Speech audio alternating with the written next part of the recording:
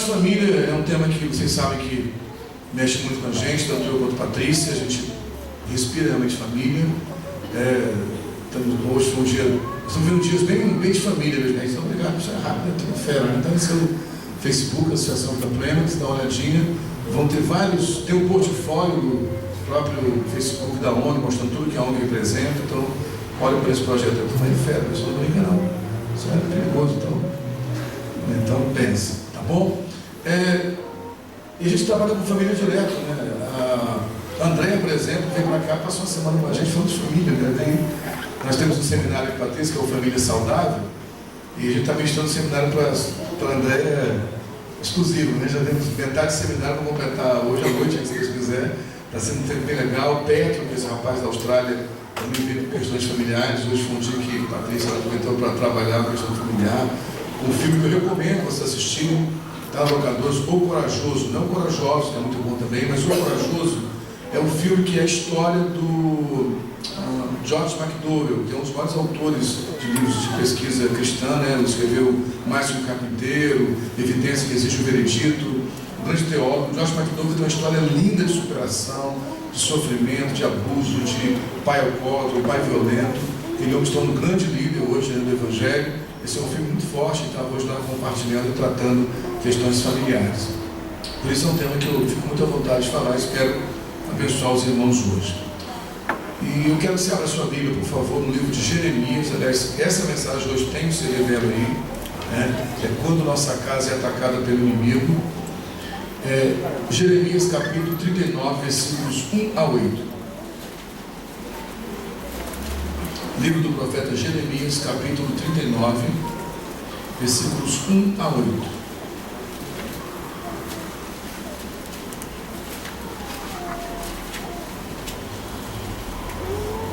Jeremias 39, versículos 1 a 8. Quem encontrou pode dizer amém? Amém. Diz assim a palavra do Senhor: no ano 9 de Zedequias, rei de Judá, no 10º mês, veio Nabucodonosor, rei de Babilônia, e todo o seu exército contra Jerusalém e a cercaram. No ano 10º de Zedequias, no 4º mês, aos 9 do mês, fez-se uma brecha na cidade. E entraram todos os príncipes do rei de Babilônia, e sentaram-se na porta do meio, os quais eram Nergal-Sarezer, Sangar-Nebo, Sarzequim, Rabi-Sares Nergal-Sarezer, Rabi-Mac, juntamente com todo o resto dos príncipes do rei da Babilônia. E sucedeu que, vendo-os Zedequias, rei de Judá, e todos os homens de guerra, fugiram, saindo da cidade de noite pelo caminho do jardim do rei, pela porta entre os dois muros, e seguiram pelo caminho de Arabá. Mas o exército dos caldeus os perseguiu, e eles alcançaram as Zedequias das campinas de Jericó, e prendendo-o, levaram-no a Nabucodonosor, rei de Babilônia, a Ribla, na terra de Amate, e o rei o sentenciou. E o rei da Babilônia matou os filhos de Zedequias em Ribla à sua vista. Também matou o rei de Babilônia a todos os nobres de Judá. Cegou os olhos de Zedequias, e o atou com cadeias de bronze para levá-lo à Babilônia. Os caldeus incendiaram a casa do rei e as casas do povo e derribaram os muros de Jerusalém. Irmãos, eu coloquei o tema dessa mensagem: quando nossa casa é atacada pelo inimigo, porque é isso que a gente está tendo uma nítida percepção de um ataque frontal contra a família. A gente também está se preparando nessa área da psicologia, né? Se Deus quiser, no final do ano, estou acabando o curso agora. E muitas vezes eu tive embates mesmo em sala de aula por causa disso. Estou disposto a pagar o preço naquilo que acredito. A forma que a família está sendo bombardeada, inclusive pelos meios acadêmicos, e principalmente pela grande mídia. Hoje, um jovem falar que tem família, que mora, que honra os seus pais, um homem falar que é fiel à sua esposa, uma mulher falar que quer ser mãe, que quer cuidar de uma família, é quase que uma aberração. Você é ridicularizado, você é tratado como uma pessoa retrógrada, uma pessoa sem cultura, uma pessoa ignorante.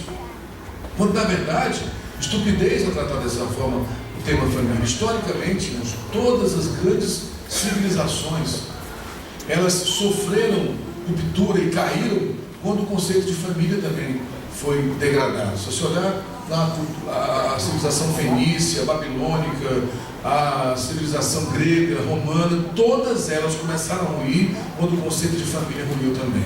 Na verdade, se a família está em crise, tudo numa cultura sofre. O governo, a economia, a família é a base realmente.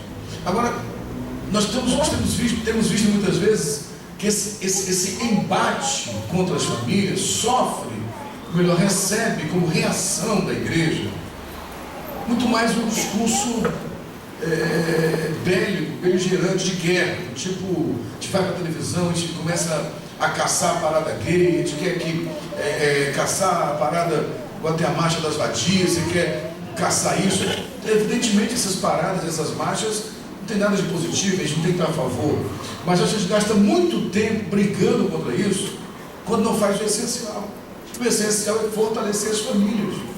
A gente gastaria muito menos tempo combatendo as trevas se ampliássemos o espaço de luz que existe. Porque na verdade as trevas só crescem porque falta luz. Então, na verdade, quanto mais saúde as famílias tiverem, mais passamos uma mensagem clara, sem precisar ir para o confronto, sem precisar ir para o embate.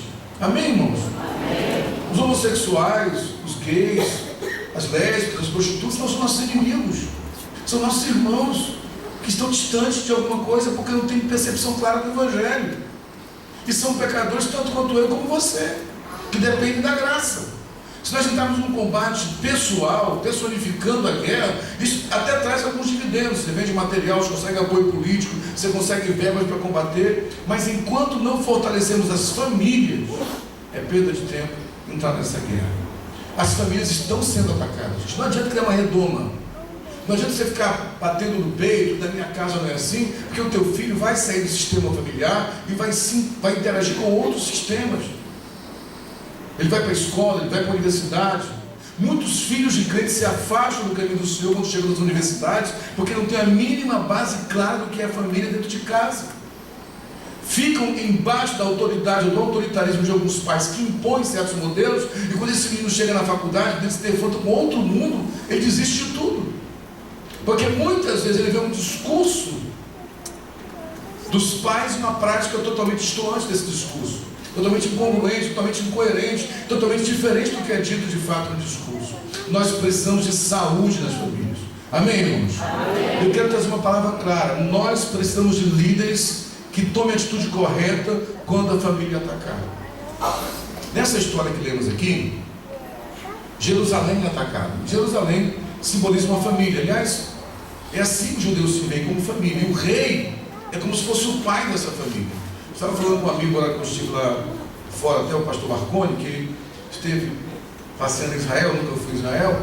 Ele contou uma coisa que eu acredito que seja verdade, de forma que ele me contou, que eu fiquei, caramba, como é forte isso. Ele disse que estava andando pelas ruas lá, de carro, com guia, em Jerusalém, e disse que crianças de 6, 7 anos, não sei, 5 anos, de verdade agora, andando sozinhas, bem para a escola, com mochilinha nas costas, e aí elas chegam no sinal de trânsito, param e ficam ali paradas. E sabe quando elas começam a andar? Quando qualquer adulto chega na mão, elas dão a mão para o adulto e atravessam.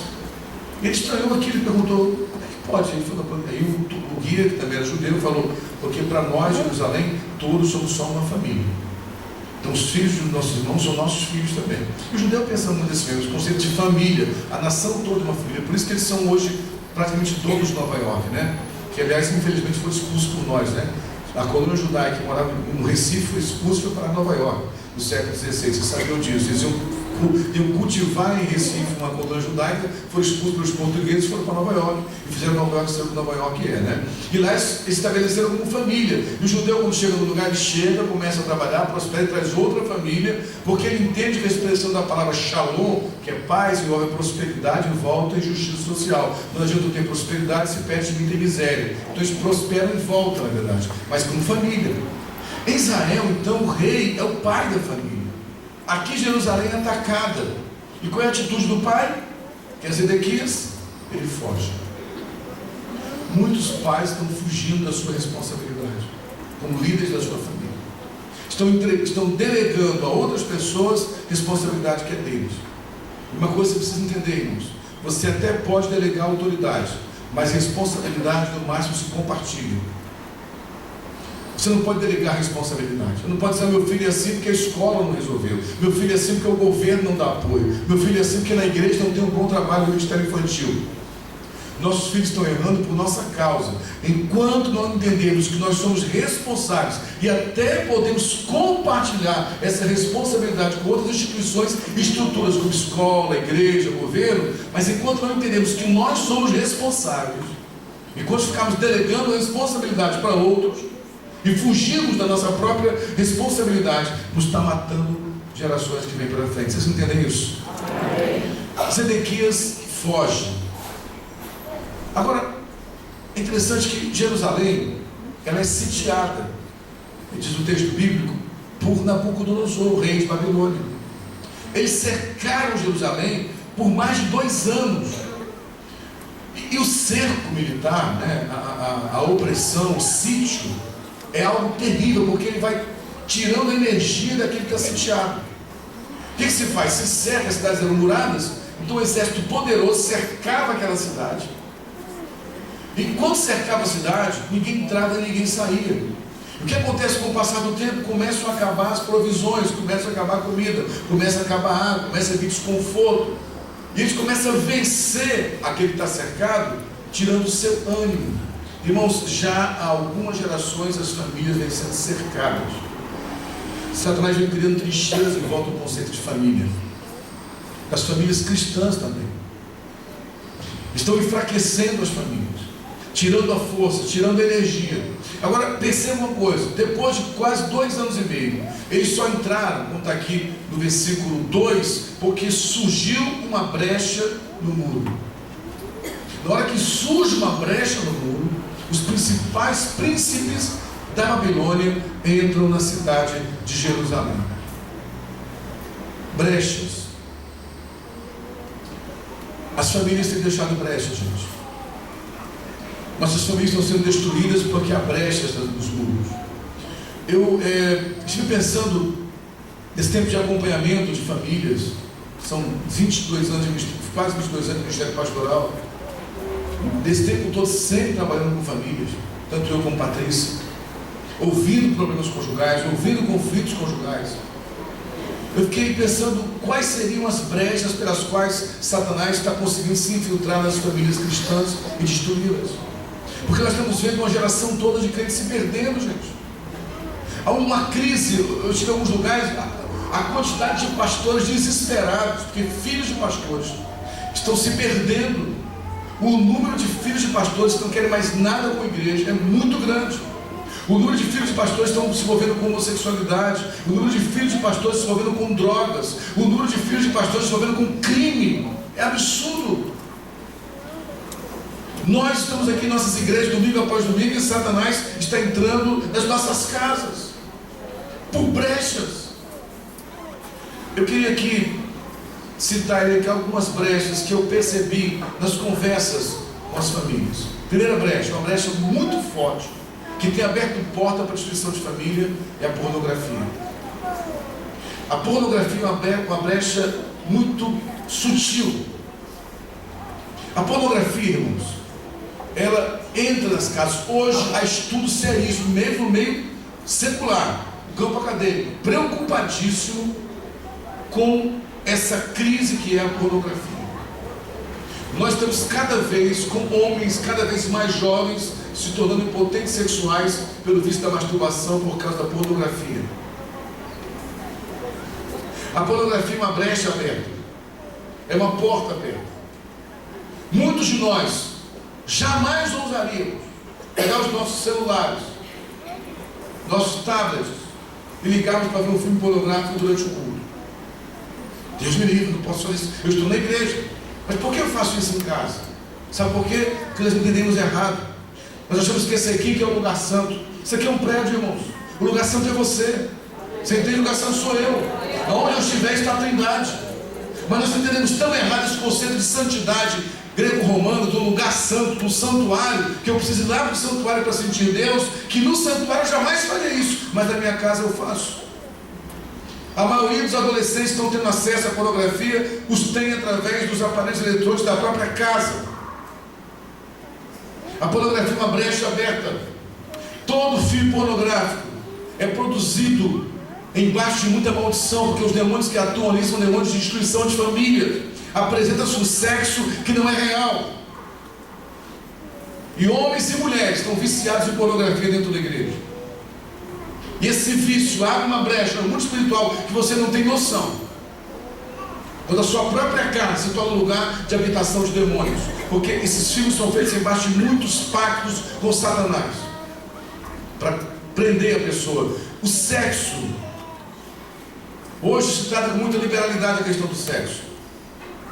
Alguns dizem, mas a gente fica preocupado com o sexo, falando contra sexo, antes do casamento, sexo fora do casamento, quando há tanta injustiça social, quando há tanta corrupção, ok, a corrupção e a injustiça tem que ser combatida, sim, sempre, mas o sexo fora do casamento é pecado. E não é à toa que Deus propôs isso, é porque sexo para ser humano não é a mesma coisa que é para os animais.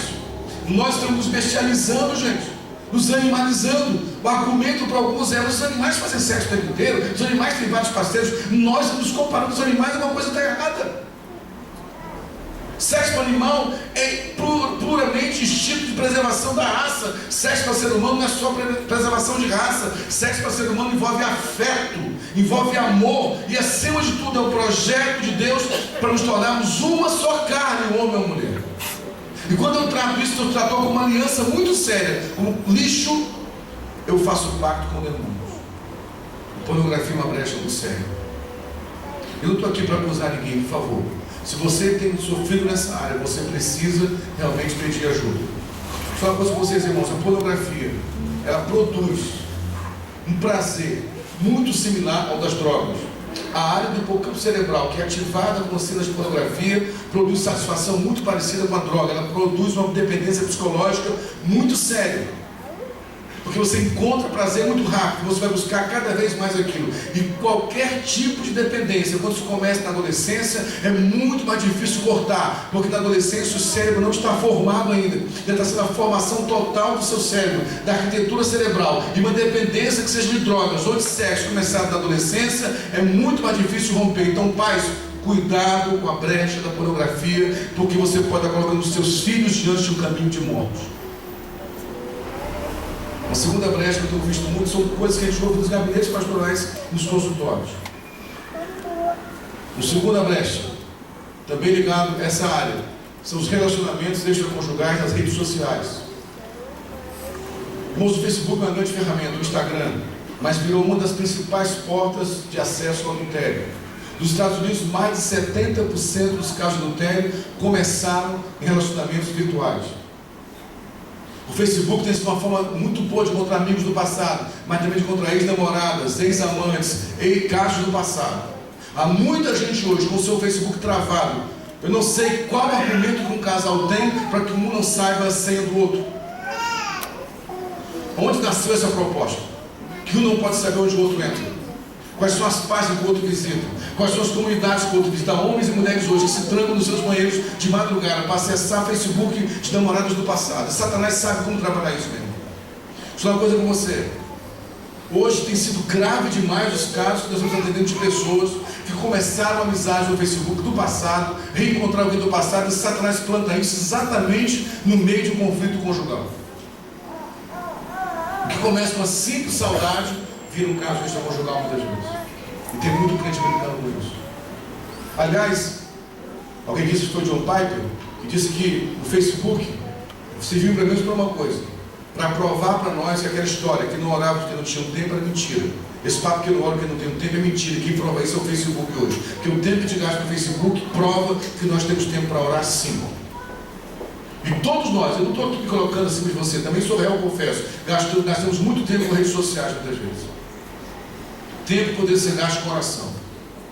Mas além disso, há esse vínculo de relacionamento do passado. Irmãos, a memória é uma coisa, você não tem noção do poder que a memória tem. Uma lembrança do passado fica armazenada, uma imagem. Porém, toda vez que a memória atualiza uma lembrança do passado, ela modifica. Ela vai adaptar ao que você pensa naquele momento. Então muita gente teve um envolvimento do passado. Estou no meio de um conflito conjugal, clica lá, encontra, é sempre assim, não encontrei a Josefina, o Arquibaldo, sem querer, eu fui lá, botei o nome dele e apareceu a carinha dele no Facebook, aí sem querer eu fui lá e entrei na página dele, sem querer eu vi que ele estava morando agora perto de mim, sem querer eu demolar para ele, sem querer eu fiquei sabendo que está na crise conjugal, está separado, e sem querer ele foi para o hotel. Sabe, gente? Porque assim, de repente eu estava no hotel com ele, fui abduzido. Irmãos, uma brecha aberta, você entende isso? Uma brechinha aberta. Ligado a isso, tem outra brecha muito séria, que é a falta de comunicação das famílias. Um amigo nosso disse sempre que as redes sociais são um fenômeno tão interessante que elas aproximam quem está perto e afastam quem está longe. Rede social, quem viu o filme do, não vou falar o nome dele, que é complicado, Mark, qual é o nome dele? Então, obrigado, você viu, Zuckerberg, é isso? Até aprendi, Mark Zuckerberg, quem viu o filme Redes Sociais, que conta o nascimento do Facebook, viu que era um cara sem menor relacionamento social, que surgiu da dificuldade de se relacionar mesmo. Então, na rede social, você cria amizade, quebra amizade. Tem um cara que eu vi algumas palestras dele, acho que é Leandro Carnal, que o nome tem sugestivo, Carnal, mas é um cara muito inteligente, é um filósofo. Ele falou assim: eu não sei como uma pessoa fala, tem 5 mil amigos. Ele falou: amigo é caro, amigo envolve investimento. Amigos tem que marcar encontro, tem que se encontrar com ele, tem família, tem presente para a família. Eu estava hoje falando com esses amigos lá da Flórida, que espécie uma família para a gente, Marconi, Ana, e ele falando: puxa, eu mandou mensagem no WhatsApp, cara, que vontade de estar aqui de novo, mas cada vez que a gente vai no investimento, a gente quer estar perto, entendeu? Amizade envolve isso, mas hoje nas redes sociais surge um tipo de amizade que não é investimento nenhum. Eu tenho 5 mil amigos, eu vou lá e corto, boto outro, arranco, boto por lá. E aí, por essa comunicação superficial e fácil, a gente abriu mão do que realmente é comunicação. Então as famílias não se comunicam mais, isso é uma brecha muito séria. Por favor, irmão, pode ser aquela comida russa, sabe? Roscovo, não é essa? Pode ser aquela francesa lá, como é que é o Resto Monté, ou a japonesa, o Suborô. Pode ser o que for, mas sente na mesa e coma na mesa. Para de comer na sala de televisão, se comunique, pelo menos no hora do almoço, faça oração em família e converse um pouco. Sempre na mesa, olhando para o outro, não tem tempo de oração. As famílias nem sequer conversam mais na mesa, gente. Nem no almoço conversam mais, nem no jantar. Não há mais comunicação. Os casais têm que conversar. Quanto tempo, pai, você não tem uma conversa de pelo menos 15 minutos ou meia hora com o teu filho adolescente? Quanto tempo você não tem uma conversa com ele? Vamos bater um papo, trocar ideia, como é que está a vida? Quanto tempo você não tem esse papo com o seu filho? Quanto tempo? Com a tua filha? Precisamos voltar a nos comunicar dentro de casa, porque a falta de comunicação é uma brecha fortíssima para Satanás se infiltrar. Outra brecha é o consumismo. Esse consumismo de hoje nasceu. Lembra que eu falei do cerco de Satanás? Satanás foi cercando as famílias, e o consumismo é um filhote do capitalismo, né? E o capitalismo sobrevive através da lei do consumo. E é lógico que o capitalismo tem vários pontos positivos, né? O capitalismo rompeu com o feudalismo, aquele cara que era o dono do mundo todo, eram só eles, tinham os outros todos eram vassalos e miseráveis. O capitalismo permitiu que o pobre comerciante comece a vender o negócio, ganhar seu dinheiro, tudo de bom. Só que ele produziu um consumismo exacerbado, exagerado, que as pessoas vivem para consumir. E esse consumismo veio alimentar uma das maiores sedes da humanidade, que é a ansiedade. Ter, por causa do consumismo. Muitas brechas têm sido abertas. Crentes estão comprando sem pagar. Crentes estão se endividando, sendo infiéis no dízimo. É um princípio claro de bênção no dízimo. Crentes não contribuem mais no reino de Deus, porque o consumismo traz um outro sintoma de brecha, que é o egoísmo. É uma geração cada vez mais egoísta. Os pais estão ensinando os seus filhos a serem egoístas, a pensar nos seus próprios interesses. Está matando essa geração e matando as famílias. Irmãos, ouça uma coisa: famílias, há uma bênção específica no ministério da generosidade e da misericórdia para as famílias. Famílias são generosas, famílias que abençoam, são famílias que se unem, que trabalham juntos no exercício da misericórdia. E famílias que constroem um ambiente de egoísmo e de consumismo se isolam, cada um pensando no seu próprio interesse. Então, estou protegendo minha família, eu quero que meu filho lute para ser um grande homem, ele vai estudar 10 horas por dia, fazer curso todo fim de semana. Seu filho tem que estudar, mas estimule o seu filho a vir para os encontros adolescentes, estimule o seu filho a evangelizar, estimule o seu filho a se envolver em questões sociais, estimule a sua família a distribuir, a retribuir, porque há uma bênção de união da família quando há um envolvimento no exercício da misericórdia, assim como há uma destruição da família no estímulo ao egoísmo e ao consumismo, irmãos. Os irmãos entendem isso? Pode dizer amém? Amém. E finalmente, a última brecha que eu quero pontuar aqui são os papéis invertidos das famílias. Hoje tem sido muito complicado lidar com a família por causa dos papéis. Quem é de fato o pai, quem é a mãe, quem são os filhos. Não dá mais para saber quem é quem hoje em dia na família. Você treinar essa criança de 5 anos comanda uma casa. Nós estamos produzindo uma tirania infantil como nunca se ouviu na história, irmãos. Nossas crianças estão virando tiranas, soberanas. Elas dão ordens. Nós estamos tratando crianças como adultos, depois começamos a tratar adultos como crianças. A criança de 3 anos fala, não vou, e a mãe diz, tá ok. Eu não quero ir na igreja hoje. Ah, tá bom, então fica em casa. Eu não quero ir na escola hoje. Com 5 anos. Eu não quero comer brócolis. 1 ano. 2 anos. Depois não teremos questões todos obesos, eu, por exemplo. Né? A verdade é essa, se não ensinar em casa, eu falei com a mãe que está aprendendo, ela está muito terceira. Nós temos errado muito, não aprendemos, estamos ensinando muito aos novos da igreja. Ensina a criança aprende. Hoje a mãe falou, pastor, todo mundo fica assustado com minha filhinha, eu quero comer brócolis, ela quer comer brócolis. Aprendeu. Porque paladar é aprendizado, gente. Você entende isso? É aprendizado, você aprende, o sabor é aprendizado, você aprende a gostar. Mas hoje está com a criança como um adulto. Aí quando vira adulto, ele está com criança. Mamãe de 30 anos, com a mãe levando Nescau na cama de manhã para ele. Mãe, posso também meio-dia? Você entende isso? Nós estamos infantilizando os adultos e tentando tornar as crianças em adultos. Hoje se fala da adolescência estendida. Estão querendo empurrar goela dentro da gente, que é normal a adolescência e até os 30 anos. Nós que não.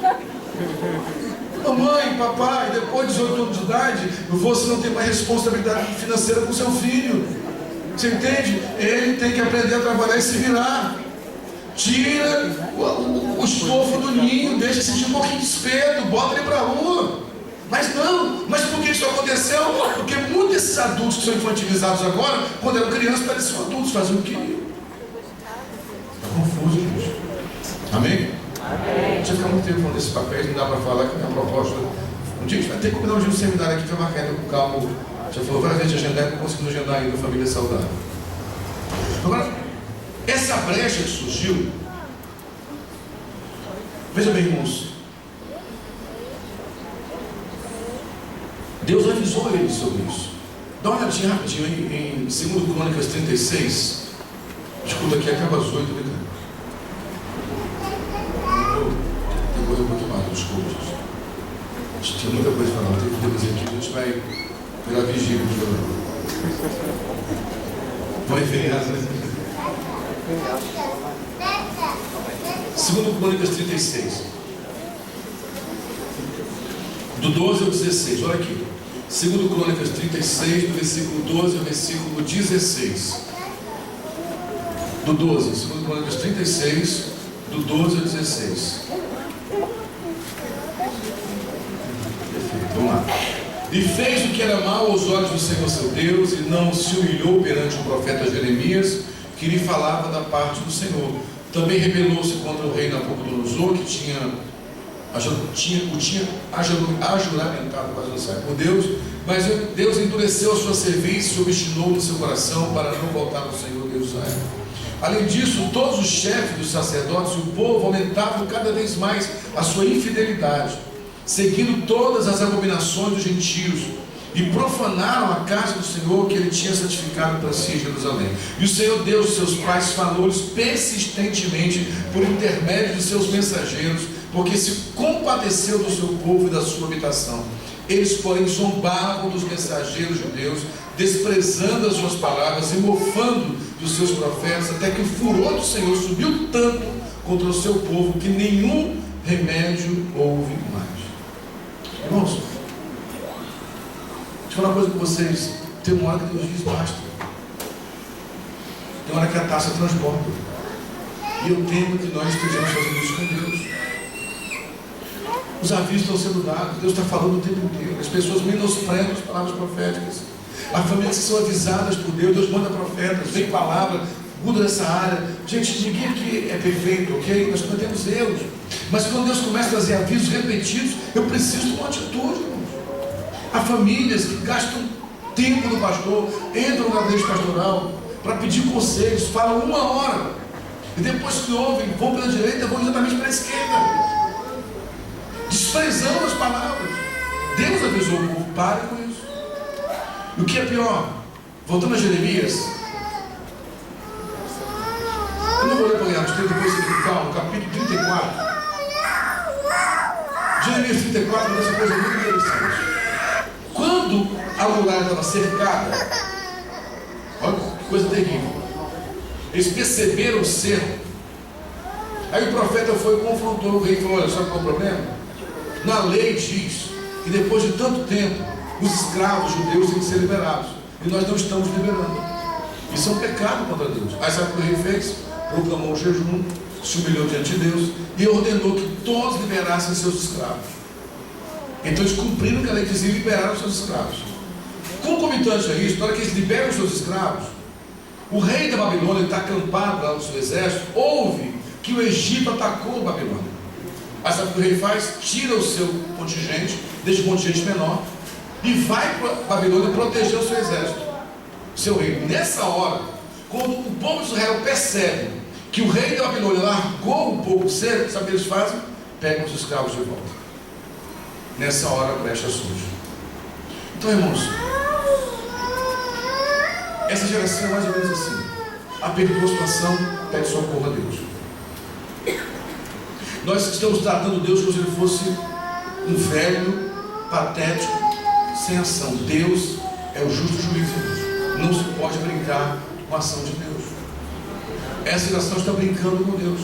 Quando as coisas apertam, oram, jejum, pedem socorro, vem para a igreja, fazem pacto, fazem aliança. Deus, eu prometo ao Senhor que eu vou cuidar da minha vida. Eu prometo ao Senhor que vou ser fiel no dízimo. Eu prometo ao Senhor que eu vou começar a frequentar a firme igreja. Eu prometo ao Senhor que eu vou me dedicar ao ministério. Eu prometo ao Senhor, faz um monte de promessas. Quando o aperto passa, a crise conjugal diminui, a esposa perdoa o seu pecado, perdoa a sua traição, o marido perdoa a sua atitude errada, quando o filho começa a melhorar, sai das drogas, quando as coisas começam a acertar, as pessoas voltam às mesmas práticas do passado. E não entendem que isso é que se chama de legalidade no mundo espiritual, da tal da brecha. Você abre um espaço para Satanás atuar. Você entende? Porque sabe qual o poder que o diabo tem sobre você, meu irmão? Você sabe? Sabe que você acha que o diabo tem algum poder sobre você? Sim ou não? O que você acha? Sabe qual o poder que ele tem sobre você? O que você dá a ele. Você que dá o poder para ele agir. Nós somos tentados segundo as nossas próprias concupiscências. Na verdade, eu dou ao diabo o direito de agir. Ele só acha que eu dou esse direito. Eu dou o direito que eu faço pactos com Deus, quebro os pactos quando estou bem. Eu digo para Satanás, eu sou infiel, eu dou direito de você agir na minha vida. Tem muita gente crente vivendo um tempo de sofrimento porque tem sido infiel com as alianças que tem feito com Deus. Israel fez isso. Quando isso acontece, diz a Bíblia que os principais príncipes da Babilônia entraram e sentaram-se. Diz aqui o texto bíblico que eles se sentaram na praça, na porta do meio. Porta do meio, na verdade, aqui era a praça principal de Jerusalém. Então eles sentaram na praça central da cidade. Olha que afronta, gente. Os principais príncipes da Babilônia entram pela brecha e se assentam na praça principal da cidade. Como que diz assim: nós estamos aqui para assumir o controle da situação. Minha pergunta é, irmão, você vai esperar Satanás se sentar na praça principal da tua casa? Você esperar chegar nesse nível? Eu sei que o Espírito Santo está falando para algumas pessoas específicas aqui hoje. E por favor, entenda uma coisa: Essa palavra não é uma palavra de condenação, nem de afronta. Deus está te acordando hoje. Você sabe o curso que você tem andado. Você sabe as brechas que você tem aberto. Você sabe quais os relacionamentos indevidos que tem se relacionado. Você sabe quais são as práticas que tem tido que estão abrindo portas para Satanás destruir a sua família. Então pare hoje, em nome de Jesus. Porque Deus está dando avisos ao povo de Israel, eles não acordam, até que os demônios se assentam na praça principal da cidade. Quando o caos se instala na família, quando a casa é invadida pelo inimigo, o que vamos fazer nessa hora? Você vai esperar chegar esse momento? Mas ainda que tenha chegado nesse momento, ouça isso, ainda que a sua casa já tenha sido invadida, ainda que o caos tenha sido instalado, eu quero trazer uma palavra da parte de Deus para você hoje, uma palavra de esperança. Você pode dizer amém? Amém. Mas não faça o que Zedequias fez. A primeira coisa que o rei fez, quando soube que os príncipes da Babilônia se assentaram na praça central da cidade, foi fugir, junto com seus oficiais. Quem tem o dever de cuidar da casa não deve fugir nunca. Precisamos de homens que sejam homens de verdade, irmãos, que lutem pela sua família até derramar o seu próprio sangue, homens que morram pelas suas famílias. Nós temos uma carência de paternidade nesse país muito sério. Aqui quem foge é o pai. Zedequias é o pai dessa família, e ele foge. Temos que mudar essa cultura na igreja, gente. Toda vez que se marca uma campanha de oração com família, vem 100 mulheres e 10 homens. Se marca um jejum pela família, vem 50 mulheres e 2 homens. Temos que mudar essa cultura. Os homens têm que começar a se levantar, meus irmãos. Ouçam bem, homens desse lugar, se reúnam para orar pelas suas famílias, jejuem pelas suas famílias, chorem pela sua família. Um homem não pode nunca desistir da sua família, ainda que ele morra pela família. Amém, irmãos? Amém. E tem mais uma coisa, ainda que a tua esposa diga, não te amo mais, não desista, porque Deus disse ao homem que o homem tem que amar sua mulher como Cristo amou a igreja. Não mandou a mulher amar. Uma mulher que realmente é amada, se sente amada, ame pela sua mulher, ainda que da boca para fora ela diga que não te ama mais, não desista da sua família. Há muitos homens desistindo das suas famílias, fugindo para o boteco, fugindo para amante, fugindo por desespero. Ele fugiu para o deserto. Deserto é lugar de solidão. Tem homem que na hora da crise se isola. Quero conversar comigo. Escolhe o seu próprio deserto. Não é a solução. Sabe o que acontece quando Zedequias foge? Ele é capturado. E sabe o que o rei de Babilônia faz? Mata os filhos de Zedequias diante dos seus próprios olhos. Há uma geração morrendo que não precisava estar morrendo, gente.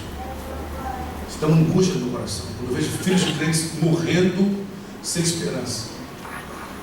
Há uma geração de adolescentes na nossa igreja, cada vez mais dependente de drogas, de sexo.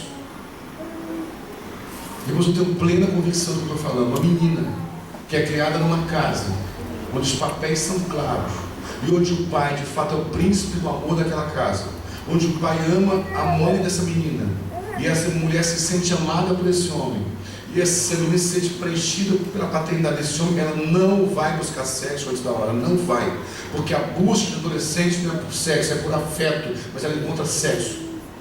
Ela vai cheia de carência afetiva, enquanto o garoto de 18 anos, cheio de testosterona, explodindo pelos poros, vai acontecer sexo. Mas uma menina que de fato tem afeto paternal em casa, não estou dizendo passar a mão na cabeça nem bajular, um pai presente, que conversa, que aconselha, que ama a esposa, que a esposa se sente amada, essa menina não vai procurar sexo aos 13, 14 anos de idade. Nós precisamos recuperar a liderança das nossas casas, homens de Deus, por favor. Os filhos morreram na frente dele, seus olhos foram vazados, a paternidade cega, ele não consegue enxergar mais nada. É disso que ele está falando, a paternidade está cega, que não percebe a desgraça. A gente às vezes fica desesperado na igreja, como pastores, como líderes, dando conselhos a alguns filhos de Deus que eles não enxergam. E o pior é que você ainda fica mal na história. Você tenta cuidar com isso aqui, e você é mal visto. Os pais não estão percebendo que os filhos estão morrendo. E não percebem, sabe por quê? Muitas vezes estão cegos pelo consumismo. Para algumas famílias, e mesmo aqui na nossa querida Baixada Fluminense, onde nós moramos também, não estou falando só de coisa da Barra da Tijuca, da Zona Sul, nós moramos na Baixada, mas na própria Baixada que nós moramos hoje, para algumas famílias, filho virou troféu para colocar foto no Facebook. Mas ninguém abre mão do seu tempo, trabalha de sol a sol, além do horário, para ganhar mais, para comprar mais coisas para os filhos, e estão terceirizando nossa infância, colocando crianças de 1 ano numa escola o dia inteiro, pagando 2, 3, 4 mil por mês, sabe-se lá quanto, para deixar uma criança na escola de 8 da manhã até 5 da tarde, com 2 anos de idade, 3 anos de idade, a personalidade nem foi formada ainda. Mas sabe por quê? Porque não temos tempo, os nossos filhos são o pretexto que temos que trabalhar mais para comprar coisas das quais não precisamos de verdade. Será que nós podemos voltar a ter família, gente, onde um homem diz: mulher, não pode parar de trabalhar durante alguns anos, eu vou trabalhar mais se eu preciso, mas você vai cuidar do nosso filho, você vai ser a mãe do nosso filho durante 3, 4 anos, fique tranquila, eu vou te amparar, eu vou te acolher, e quando esse tempo passar, se você investir na sua faculdade, eu vou investir, você vai voltar a ajudar, você vai crescer, e não tenha medo de ser chamada pelas outras mulheres, uma mulher pequena, de cabeça pequena. Se você investir nos seus filhos, você investe na próxima geração, irmão. Tem uma feminista chamada Camille Paglia. Há uns 3 anos atrás, ela esteve aqui no Brasil, 2 anos atrás, deu uma entrevista para a revista Época. Se procurasse achar o nome Camille Paglia, foi uma das maiores feministas dos Estados Unidos, do movimento dos anos 60. E essa mulher diz o seguinte: nós, mulheres, fragilizamos os homens. Ela falou: nós transformamos os homens naquilo que eles não são. E quando eles se transformaram naquilo que eles não são, nós desistimos deles. Isso é um jogo muito perigoso, gente. Mulheres estão se fortalecendo cada vez mais, e ela diz: uma mulher altamente independente. E diz o seguinte: daqui a alguns anos, vamos ver que as mulheres felizes, quando tiveram 70 anos de idade, não foram as que trabalharam em grandes corporações e ganharam muito dinheiro, foram aquelas que foram mães que geraram uma família. De uma mulher lésbica, ímpia, que se diz agnóstica. Você entende o que eu estou falando, irmãos? Nós estamos abrindo mão do maior patrimônio que temos, são os nossos filhos, transformamos os filhos em troféus. Nós vimos histórias horríveis tratando com famílias, onde uma irmã que nos procurou no seminário que demos, que essa irmã trabalha nas escolas de tempo integral, ela disse: pastor, isso é absurdo. Uma mãe pediatra, acho que pediatra, né? Rica, da área nobre do Rio de Janeiro, chegava lá de manhã, acho que 7 da manhã, 8 da manhã, não sei, acho, uma creche do dia todo, né? A criança de, acho que um ano, menos, né? 6 meses. A creche começava às 8 horas, ficava lá às 7h30, antes de abrir, perturbando, para entregar a criança. A creche fechava às 5 horas, ficava lá às 7 da noite. Todo mês ela pagava extra. A criança chegava de manhã de xixi, cocô ainda, com barro no rosto. E a mãe entregava como se fosse, mas na foto lá certamente, ela era toda linda. Não fiquem escandalizados, isso está acontecendo conosco na Baixada Fluminense. Nós estamos fazendo isso com os nossos filhos. E o diabo está brincando com a nossa infância. O Satanás cegou os nossos olhos, não conseguimos perceber isso. Os pais entregam na mão da criança de 3 anos um tablet, um smartphone, para ficar brincando 2 horas, detonando as conexões neuronais dessa criança. Ela fica se livra dela.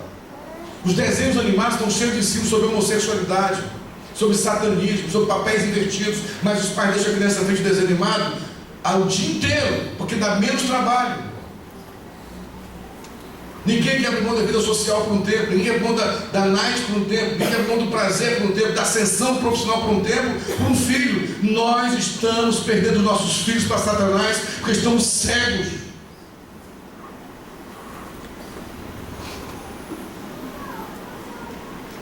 Depois disso, ele rouba, destrói toda a casa dos nobres, todo o legado que Zedequias podia construir foi destruído naquele dia, gente. Não foi só que ele morreu, não foi só que ele foi cego, não foi só que ele foi levado, carregado, amarrado. Todo o legado foi destruído. Gente, do que adianta se matar de trabalhar e perder um legado? A Bíblia tem um texto bíblico, não lembro qual é a referência, desculpa, que diz que o homem trabalha, conquista bens, não sabe para quem vai deixar. É o que a gente está fazendo. Um exemplo disso são as empresas familiares. Quantas empresas familiares você conhece que passam para 3 gerações? A tendência é que na segunda geração os filhos levem aquela empresa à falência. Eles vão matar o rival deles. Então você se mata a trabalhar com o argumento: eu quero dar o melhor para o meu filho. Eu quero levar ele para o Beto Carreiro, para Disney, para a Euro Disney. Eu quero fazer um financiamento caro para ele passear na Europa. Beleza, ótimo. Mas nada, absolutamente nada substitui uma hora de um pai com um filho sentado no chão brincando. Nada. Nada substitui. Um pai chegar em casa às 8 da noite, 9 da noite e brincar de cavalinho com o filho ser menino, e brincar de casinha com a menina. Nada substitui isso, nada. Ouçam, nada. Nenhum melhor brinquedo do mundo substitui isso. E nós estamos abrindo mão disso por cegueira. Um dia houve uma discussão sobre isso. Mas essa geração de hoje é muito mais inteligente do que aquela. Lógico que não. Nós estamos emburrecendo essa geração. Estamos emburrecendo essa geração. A geração tem muita informação. O irmão Google resolve tudo. Você bota lá, aparece rápido.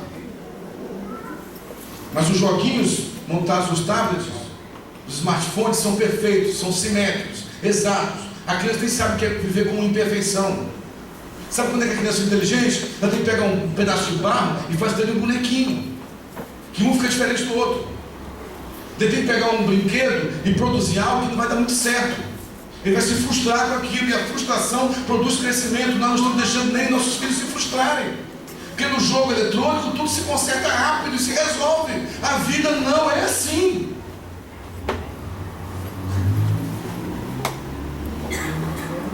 Irmãos, eu quero trazer uma palavra final de contraponto.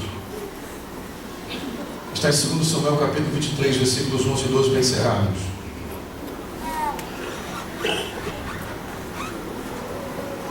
2 Samuel 23, 11 e 12. Outra história de uma casa invadida, para fecharmos aqui. Segundo livro de Samuel, capítulo 23, versículos 11 e 12. Diz assim: depois dele, Samar, filho de Agé, o Ararita, os filisteus se haviam ajuntado em Leí, onde havia um terreno cheio de lentilhas, e o povo fugiu de diante dos filisteus. Samar, porém, pondo-se no meio daquele terreno, defendeu e matou os filisteus, e o Senhor efetuou um grande livramento. Todos conhecem a história de Samar e do seu campo de lentilhas, né? Já foi muito pregado sobre isso. Mas esse homem, quando teve a sua casa invadida, ele não fugiu. Ele se apegou à sua espada de tal forma que ele lutou até matar todos os seus inimigos. Se a sua casa já foi invadida, meu irmão, ainda há tempo de lutar. Amém? Não desista. Se as brechas ainda não foram abertas, ou melhor, se as brechas ainda não foram abertas, se Deus está dando aviso a algumas famílias aqui, comece a consertar o que está quebrado, por favor. Se a brecha ainda tem tempo de fechar, fecha essa brecha de pornografia. Se você não conseguir, você não vai conseguir sozinho. Ouça uma coisa: você precisa pedir ajuda. Procura alguém que você confie. Seu pastor, seu líder, um mentor espiritual. Eu tenho dificuldade nessa área, eu não consigo me livrar da pornografia. Se você tem amigos no Facebook que estão te prejudicando a amizade do passado, corte essas pessoas rápido no seu Facebook. Ainda há tempo. Ainda há tempo. Corte esse vínculo da tua empresa que está indo para o adultério. Corte. Ainda há tempo. Ainda há tempo. Volte a se comunicar dentro de casa.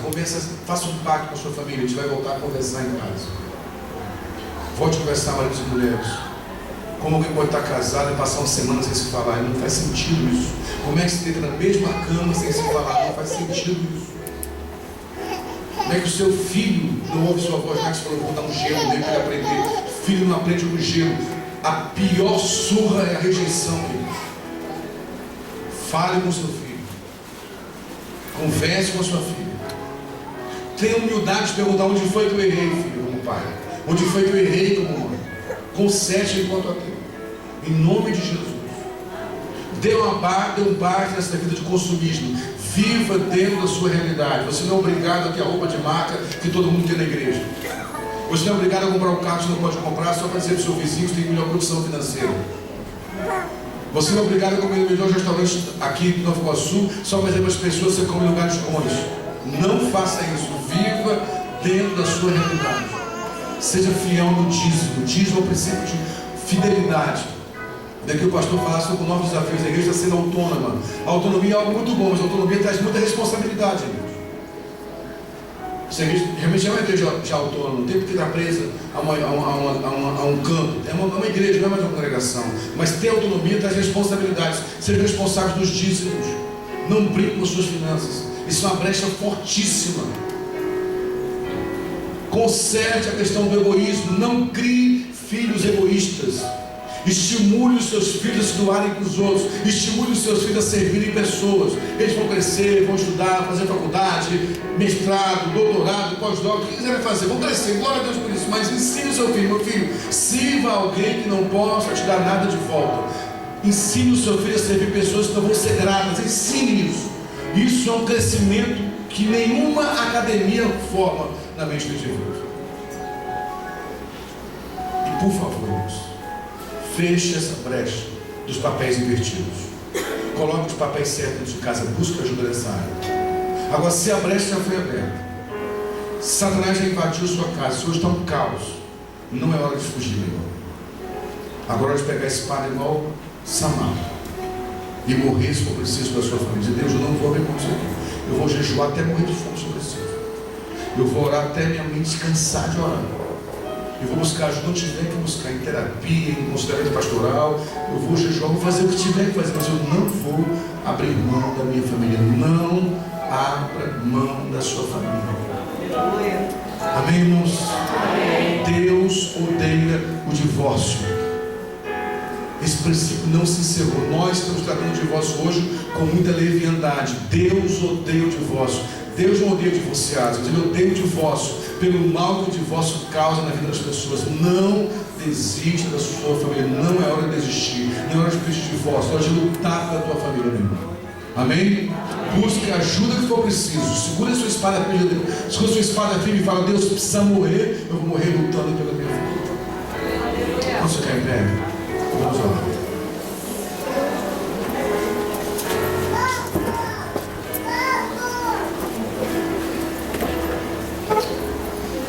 Oh, Senhor Deus, eu quero orar pelas famílias aqui, Deus.